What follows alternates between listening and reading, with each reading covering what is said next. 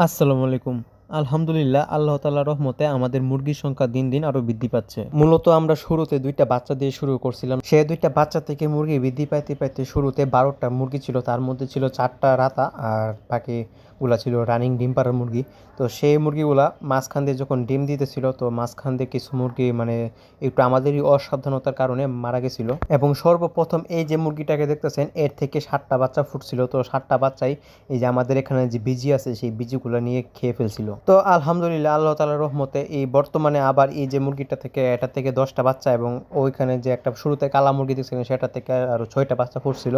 তো সেই ৬টা বাচ্চা এই 10টা বাচ্চার কাছে এনে দিয়ে দিছি। তো এরা ঠিকই মিলেমিশে গেছে, আর সেই মুরগিটাকে আবার ডিম পাড়ার জন্য মানে ছেড়ে দিয়ে দিছি। তো আলহামদুলিল্লাহ, আল্লাহ তাআলার রহমতে এখন যে বাচ্চাগুলো আছে সেগুলো যদি কোনো অসুস্থতা না হয় বা বিজি না নিয়ে যায় বা আল্লাহ তাআলা যদি টিকিয়ে রাখে, তাহলে আলহামদুলিল্লাহ আমরা আশা করতে পারি যে আমাদের মুরগির একটা পুরো একটা ঝাঁক হয়ে যাবে। তো আজকে সারাটা দিন ধরে বৃষ্টি বৃষ্টি ভাব, এই মানে বর্তমানে যে ভিডিওগুলো দেখতেছেন এই ভিডিওগুলো হচ্ছে গতকালকের।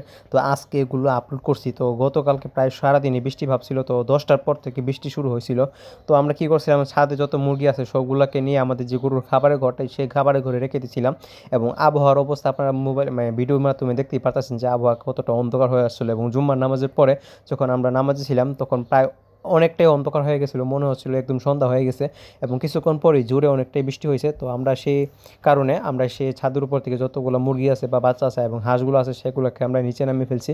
এবং যখন আবার বৃষ্টি শেষ হয়ে গেছে, মানে আজকের কথা, মানে আজকে যখন আর দেখি বৃষ্টি হয় না, তখন আমরা সে আবার এই হাঁসগুলোকে উপরে নিয়ে গেছি এবং মুরগি বাচ্চা যতগুলো আছে সবগুলো বাচ্চাকে ছেড়ে দিয়েছি। কারণ বর্তমানে যেহেতু বিজি আপাতত নাই এবং আমাদের বাচ্চাগুলো প্রায় আলহামদুলিল্লাহ অনেকটাই বড় হয়ে গেছে, তো সেই কারণে আমরা বাচ্চাগুলোকে ছেড়ে দিয়েছি। তো যাই হোক, সকলে ভালো থাকবেন। আল্লাহ হাফেজ। আসসালামু আলাইকুম।